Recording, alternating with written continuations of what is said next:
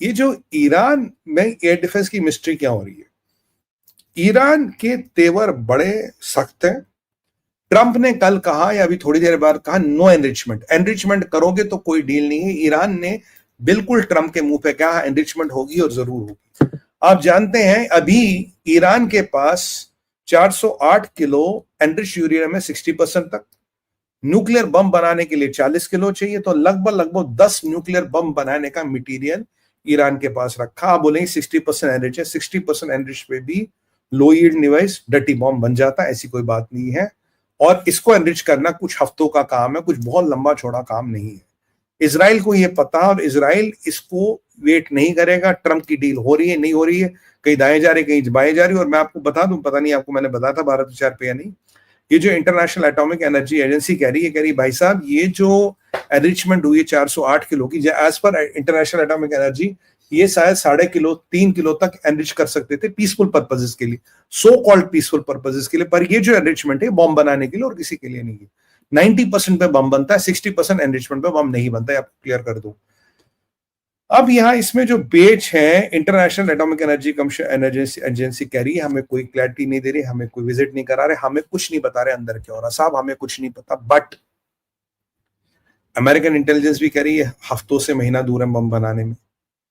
Israel को ये पता हफ्तों से महीना दूर है बम बनाने में। और आपको एक बहुत इंपॉर्टेंट चीज बताऊं, ये जो 408 किलो करीब का एनरिच यूरेनियम पड़ा है, इसमें से 122 किलो पिछले 3 महीनों में एनरिच हुआ। फरवरी में जो इंस्पेक्शन किया था, मार्च, अप्रैल और मई 3 महीनों में ईरान ने दुनिया का और ट्रंप का फुद्दू बना के, सॉरी टू से दैट, अपना 122 किलो यूरेनियम एनरिच कर दिया और ट्रंप की आंख के नीचे गए। इसलिए इजराइल बौखला हुआ, इजराइल हैरान है। इजराइल की तैयारी हो गई है, ईरान की भी तैयारी हो गई है।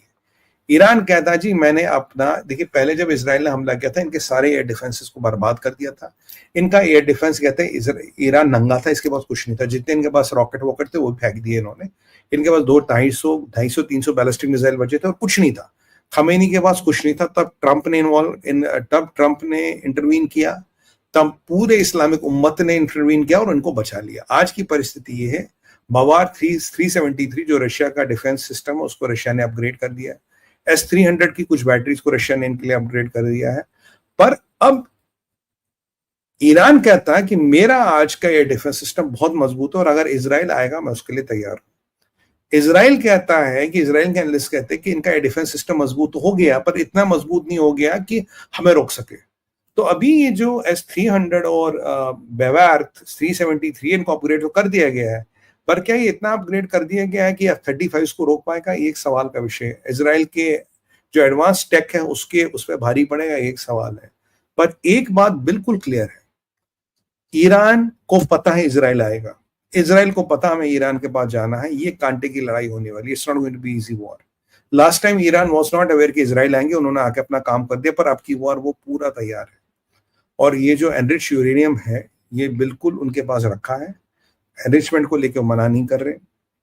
अगर मैं इसका एनालिसिस करूं, it's going to be a tough war for IDF के लिए टफ लड़ाई होगी, because they know IDF will come. और लास्ट टाइम इन्होंने भी आईडीएफ के सारे पैटर्न स्टडी कर लिए। जो आईडीएफ ने इनको वैक कर दिया था, जो आईडीएफ ने इनकी खटिया खाड़ी कर दी थी, they have studied all the attack patterns of IDF. पर इजराइल डिफेंस फोर्स, पर आईडीएफ इतना रेजिलियंट फोर्स है, वो रोज अपने आप को चेंज करता था, रोज अपने आप को बदलता रहता। पर आज वास्तविकता ये भी है, 7 अक्टूबर 2023 के बाद आज लगभग 2 साल से ज्यादा हो गए, IDF is a constant war, is IDF constant war में। और आईडीएफ में भी एक थकान, एक फटीग आ गया है। आईडीएफ को अमेरिका का पूरा समर्थन नहीं मिल रहा, जबकि अमेरिका का आर्सेनल वगैरह पूरा है। बट क्या आईडीएफ इतने लॉसेस के साथ ये रिस्की ऑपरेशन करेगा? क्या अमेरिका आईडीएफ की मदद करेगा? और यहां मैं देख रहा हूं कि सऊदी बिल्कुल तेवर में आ गए। सऊदियों ने पहले तो मार्को रूबियो को फोन किया, भाई ये सब ठीक नहीं हो रहा गाजा में। फिर एमबीएस ने ट्रंप को फोन किया, सब ठीक नहीं हो रहा गाजा में। अभी मार्को रूबियो की बात हुई है सऊदियों के फॉरेन मिनिस्टर से, कह रहा नहीं साहब ये हम ठीक कर रहे हैं, हम चीजों को बहुत कंट्रोल करेंगे। और उन्होंने बिल्कुल क्लियर कर दिया, कह दिया कि आप जितना इजराइल जुल्म कर रहा हम तो डिप्लोमेसी दिखा रहे, पर कब तक दिखाएंगे? डिप्लोमेसी की भी हद है। तो पहली बार अमेरिकनों को उनके मुंह पे जवाब देने का काम सऊदी ने किया, क्योंकि वो भाई अमेरिकनों को पैसा चाहिए उनसे, अगर पैसा चाहिए तो सुनना पड़ेगा। कह रहा जी हम हमारे दायरे की सीमा नहीं, और कह रहे हम तो रमाला जा रहे थे, हम तो वेस्ट बैंक जा रहे थे, इजराइल आज हमें वेस्ट बैंक में जाने से मना करा। तो क्या इजराइल वेस्ट बैंक पे भी कब्जा करना चाहता? मेरा आंसर सुनिएगा, हाँ करना चाहता, हाँ बिल्कुल करके रहेगा। इजराइल वेस्ट बैंक पे भी कब्जा करेगा, वेस्ट बैंक को भी कैप्चर करेगा इजराइल। मैंने आपको पहले दिन कहा था, 7 अक्टूबर 2023 के बाद पहली बार कहा था, इजराइल अब की बार 1 इंच भी जमीन की नहीं छोड़ेगा। Israel is not even going to leave a inch of land, and that is what Israel should do. यहाँ पे इजराइल नाराज है, कहता भाई साहब आपने सना में ये हमारे खड़ा कर, ये आपने यहाँ से सीरिया वालों को समर्थन दे दिया। इजिप्ट का आज विदेश मंत्री कह रहा है जी जो वहां हो रहा है बहुत गलत हो रहा है, ये अनह्यूमैनिटेरियन है, और आपको ये ये ह्यूमनिज्म को, ह्यूमन वैल्यूज को, बहुत अच्छी अंग्रेजी बोल रहा था, मीट नहीं करता बट। और यहां देखिए कैंप डेविड अकॉर्ड लगभग लगभग खत्म हो गया है, बट उसको कोई डिक्लेयर नहीं कर रहा।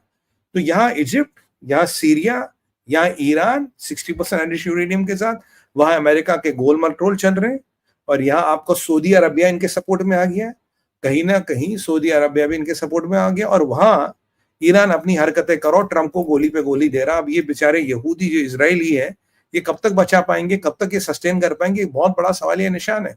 I don't know how long can Israel keep their forces intact. ये ट्रंप ने अगर बहुत जल्दी डिसीजन नहीं लिया हफ्ते भर में, मैं आपको कह रहा हूं मिडिल ईस्ट एक दिन फट जाएगा। यूरोप फटने के कगार पे आ गया, मिडिल ईस्ट फटने के कगार पे आ गया, क्योंकि पुतिन वहां छोड़ने वाले नहीं है।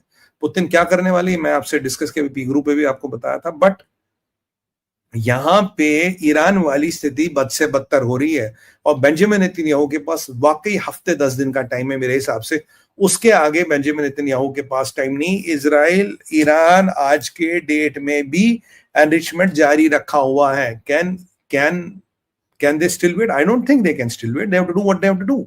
उसके आगे करने का कोई विकल्प नहीं रहेगा। बाकी हम पूरी नजर रखे हुए हैं, बाकी हम पूरा इसको ट्रैक करेंगे, but we have best wishes for our friends. और इजराइल ने जो हमारी मदद की, हमें खुल के, बिल्कुल खुल के इजराइल की मदद करनी चाहिए।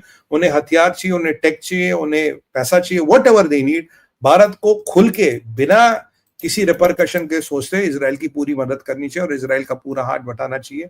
हमें रशिया की पूरी मदद करनी चाहिए, रशिया का हाथ बढ़ाना चाहिए। और मैं आपको बताऊं, दोनों थिएटरों में ट्रंप अब की बार इंटरवीन नहीं करेंगे, क्योंकि ट्रंप को तो बुलाया था, आ जाओ भाई इस्तांबुल हम बात करेंगे।